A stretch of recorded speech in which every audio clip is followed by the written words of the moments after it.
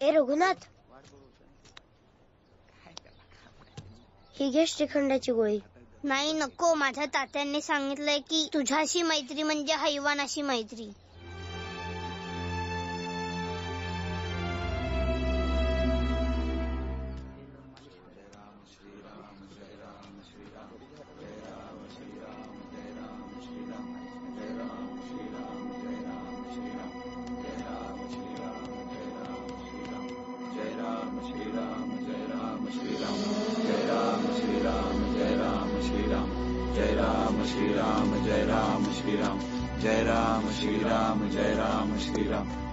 अरे रांडेच्या, तुझ्या बापानं खाल्लं माझ्या बायकोला. अरे सुरशा, सोड त्याला, सोड.